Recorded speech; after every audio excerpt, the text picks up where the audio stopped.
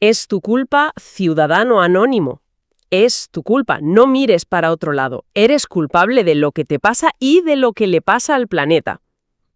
Empezamos fuerte. Es una frase que, que te golpea, casi como una bofetada.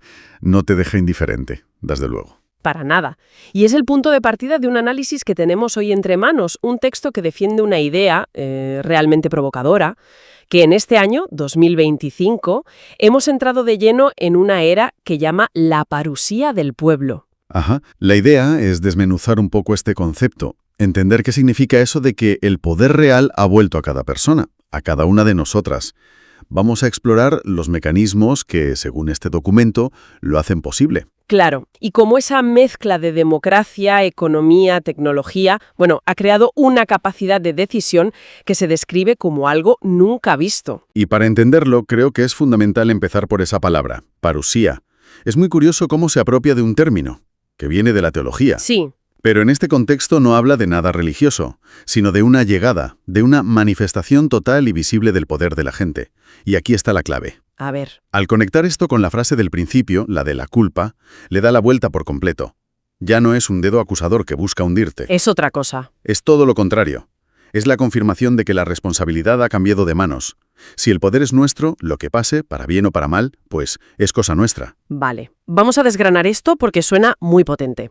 La tesis principal es que el poder ha dejado de estar solo en los despachos de los políticos. O en las salas de juntas de las multinacionales, sí. Exacto, para estar de verdad en manos de cada ciudadana. Y lo presenta no como un deseo, sino como una utopía. No. Sino como algo que ya está pasando en 2025. Exacto, no lo plantea como una teoría, sino casi como una crónica de la realidad. La visión que propone es que el poder ahora se construye desde abajo. Desde la base. Cada individuo, con sus gestos diarios, sus compras, sus clics. Sus conversaciones. Es un ladrillo en esa construcción. Se acabó eso de esperar que los de arriba arreglen las cosas. Ya. Las grandes transformaciones, según este análisis, son la suma de millones y millones de pequeñas decisiones. Para que esto no se quede en una idea así abstracta, el texto lo apoya sobre 4 pilares. Creo que lo mejor es que los vayamos viendo uno a uno para entender cómo encajan. Sí, vamos a ello. El primero lo llama democracia política reforzada. Que, para que nos entendamos, va mucho más allá de meter un sobre en una urna cada 4 años. Muchísimo más allá. Se refiere a una participación que es constante, casi diaria. Habla de cómo los movimientos ciudadanos, las plataformas online... Las iniciativas locales. Eso es. Permiten a la gente influir en las políticas que les afectan directamente, sin esperar a las elecciones generales. O sea, no se trata solo de elegir quién te representa, sino de participar en lo que hace. Y esto, siguiendo el hilo del argumento, tiene un efecto muy interesante. No solo cambia el papel del ciudadano, que pasa de ser un espectador a un actor, Claro. sino que refuerza las propias instituciones. Cuando las decisiones se toman con una participación ciudadana real, tienen una base mucho más sólida, más legitimidad. Tiene sentido. Es como si el sistema democrático tuviera más anclajes en la realidad de la gente. Ya no delegas tu poder por completo durante 4 años, lo ejerces de forma continua, aunque sea a pequeña escala. De acuerdo. Ese es el pilar político. Pero el segundo es donde creo que la cosa se pone de verdad interesante y tangible para el día a día. Ajá. Es la democracia económica, resumida en una frase que es casi un eslogan. Tu consumo es tu voto. Esa idea es el motor de todo el argumento. Cada euro que gastamos, cada vez que pasamos la tarjeta, estamos emitiendo un voto. Estamos apoyando un modelo de mundo. Exactamente. Y el texto insiste en que esto es un acto político con consecuencias enormes. Al elegir dónde compramos, qué marcas apoyamos y a cuáles les damos la espalda, estamos en la práctica financiando unos valores y desfinanciando otros. Es una forma de regular a las grandes empresas desde abajo, sin necesidad de esperar a que un gobierno apruebe una ley. Claro. De hecho, el análisis lo describe de una forma muy gráfica. Lo llama ingeniería estructural directa. Me parece una expresión potentísima. Sí, lo es. Porque desmonta la idea de que la economía es algo abstracto que nos viene dado. Lo que nos dice es que esas estructuras económicas no son más que la consecuencia de billones de actos de consumo diarios. Son hábitos colectivos solidificados, dice. Eso es. Claro.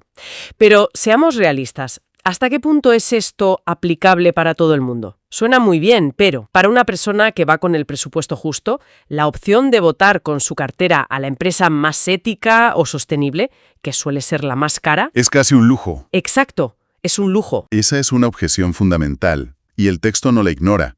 No plantea un escenario ingenuo donde todo el mundo puede permitirse comprar productos ecológicos de comercio justo. Vale. El argumento se centra más en el efecto agregado y en los cambios de tendencia. No se necesita que el 100% de la población cambie sus hábitos de la noche a la mañana. Sin una masa crítica. Ahí está, se necesita una masa crítica. El ejemplo que usa es muy ilustrativo, el auge de las energías renovables. Sostiene que no se impuso solo por decretos gubernamentales, No. sino No. porque millones de personas, incluso con pequeños gestos como cambiar de compañía eléctrica a una que garantizara origen renovable, crearon una demanda que el mercado no pudo ignorar. Ya. Cada pequeña decisión, sumada a millones, corroe los cimientos del modelo anterior y obliga al sistema a adaptarse. Entiendo. No es tanto un acto individual perfecto, sino la dirección general de la marea. Y si cada euro es un voto, la gran urna donde se emiten muchos de esos votos hoy en día es Internet, ¿no? Claro. Supongo que eso nos lleva directamente al tercer pilar, la ciudadanía digital. Esa es la conexión perfecta. Internet y las redes sociales son descritas aquí como la plaza pública global. Ajá. Un espacio donde ya no somos meros receptores de información, como cuando solo existían la tele y los periódicos. Ahora todos somos también emisores. Se rompe esa jerarquía, esa comunicación de arriba abajo. El análisis destaca la capacidad que tenemos ahora de contrastar, compartir y crear conocimiento colectivo. Ya. La opinión pública ya no es algo que nos cuentan, sino algo en lo que participamos activamente. Podemos organizarnos, debatir, fiscalizar a los poderes establecidos con una agilidad impensable hace apenas unas décadas. Lo fascinante de esta idea es el concepto de intercambio horizontal. La información ya no fluye de unos pocos centros de poder hacia la masa. No. Fluye en red, de un nodo a otro, de forma mucho más distribuida. Esto tiene un potencial democratizador enorme. Desde luego. Porque permite que una injusticia grabada con un móvil en cualquier rincón del mundo se convierta en un debate global en cuestión de horas. Pero claro, esta plaza pública es también increíblemente ruidosa y caótica. Y está llena de desinformación y manipulación. Precisamente por eso, el cuarto pilar que se plantea es quizás el más definitorio de nuestra época. El más 2025. La inteligencia artificial. La inteligencia artificial como herramienta cívica. Una IA que no es solo para pedirle que te escriba un correo o te recomiende una serie, sino que actúa como una especie de filtro o asistente para navegar por ese caos informativo. Exacto. La idea es que la IA se convierta en un instrumento cívico que nos ayuda a verificar la veracidad de una noticia, a detectar sesgos en un artículo. A identificar si una imagen ha sido manipulada. Eso es. Es como tener un detector de mentiras y un analista de datos personal en el bolsillo para poder formarte una opinión más fundamentada. Un asistente para el pensamiento crítico, por así decirlo. Pero el texto va un paso más allá. ¿En qué sentido? No se trata solo de una herramienta defensiva contra las fake news. También la presenta como un motor de participación democrática. Ah, vale. Plantea escenarios donde la IA podría analizar millones de comentarios de ciudadanos sobre un proyecto de ley, identificar los puntos de acuerdo, las principales preocupaciones y presentar un resumen estructurado a los legisladores. Sería una forma de canalizar la deliberación masiva. Exacto. Eso suena increíblemente optimista, casi utópico. Me surge una pregunta inmediata. ¿Quién construye y controla esas IA cívicas? Claro. Porque si es una sola gran empresa tecnológica la que nos proporciona ese asistente, no estamos simplemente cambiando el poder de los viejos medios de comunicación por el poder, quizá aún menos transparente, de una tecnológica. Has dado en el clavo. Y esa es precisamente la gran advertencia que hace el propio texto. Este cuarto pilar es un arma de doble filo. Ya me imagino. Si no se desarrolla con un criterio cívico muy claro, con transparencia y supervisión pública, la IA podría convertirse en la herramienta de manipulación más sofisticada de la historia. Uf. Podría reproducir sesgos a gran escala, o peor aún, podría darnos la ilusión de pensamiento crítico mientras nos guía sutilmente hacia las conclusiones que benefician a sus creadores. Por eso, el gran desafío de esta era es la lucha por la soberanía digital. Vale, entonces tenemos estos cuatro pilares, el político, el económico, el digital y el tecnológico. Juntos forman un ecosistema donde el ciudadano tiene un poder, sin precedentes. Sí. Pero siempre volvemos a la misma queja. Sí, todo esto está muy bien, pero las verdaderas culpables son las estructuras, y esas no las puedo cambiar yo. Lo interesante es cómo el análisis aborda esta crítica. No la esquiva, sino que la ataca de frente. Y lo hace con una definición muy potente. Las estructuras no son entes ajenos, son hábitos colectivos cristalizados. Es una idea que te obliga a pensar, ¿eh? Mucho. Una estructura económica, como el capitalismo de consumo, no es una fuerza de la naturaleza. Se mantiene porque millones de personas, cada día, actuamos de una manera que la refuerza. Claro. Un sistema político perdura porque lo aceptamos, participamos en él, o, como mínimo, no lo desafiamos activamente. Las estructuras no flotan en el aire, se apoyan en nuestros hombros. Así que quejarse de la estructura sin cambiar el hábito que la alimenta es, según esta lógica, una contradicción andante. Totalmente. Es como quejarse de la lluvia mientras riegas el jardín. Esa es la conclusión inevitable del argumento. La única forma de transformar una estructura es que un número suficiente de personas cambie su comportamiento. Ya. Cuando eso pasa, la base sobre la que se asienta la estructura se tambalea y se ve forzada a cambiar. No hay un botón mágico para cambiar el sistema. El cambio es orgánico, viene de abajo. Por eso se insiste en esa idea de que la presión desde la base es lo que teje nuevas estructuras desde los cimientos. Exactamente. Queda claro que el texto no es ingenuo. Hemos hablado del doble filo de la IA, pero también señala otros riesgos muy concretos. Sí, como la concentración de poder en unas pocas plataformas tecnológicas. O la manipulación algorítmica que nos encierra en burbujas de opinión. Por supuesto.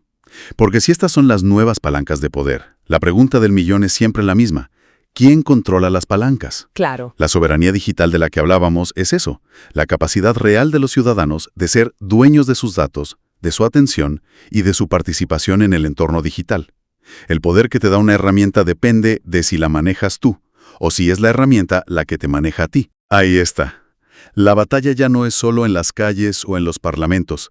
La batalla clave se libra en los servidores y en las líneas de código. Entonces, para ir atando cabos, la fotografía que nos pinta este análisis para 2025 es la de un poder mucho más distribuido.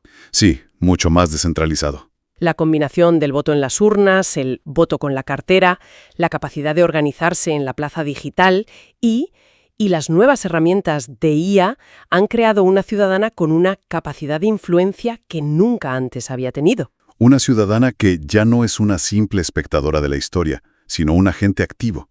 La suma de todas estas decisiones diarias, conscientes o no, es la que está moldeando la realidad.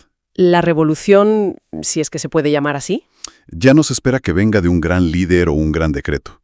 Se construye cada día con cada pequeña elección. Y ahí es donde volvemos al principio, esa frase tan dura sobre la culpa. Es como si el texto cerrara el círculo. Exacto. La conclusión final es un eco de esa primera frase. El poder no es solo nuestro derecho, es nuestra culpa si no lo usamos. Nos devuelve la pelota con una fuerza tremenda. Sí. Y nos deja con una reflexión casi existencial, muy personal. Es una conclusión muy exigente, te deja con una sensación de peso, de responsabilidad. Lo es, y es incómoda. Porque si aceptamos esta premisa, si de verdad cada uno de nuestros actos, desde la compra en el supermercado hasta un me gusta en una red social, tiene el poder de construir o destruir sistemas, ¿cómo cambia eso nuestra forma de vivir el día a día? Se convierte esa responsabilidad en una carga insoportable, en una ansiedad constante por tomar siempre la decisión correcta. Ok. O por el contrario, es precisamente esa responsabilidad, esa capacidad de impacto, la máxima expresión de nuestra libertad. Esa es la pregunta que el texto deja flotando en el aire.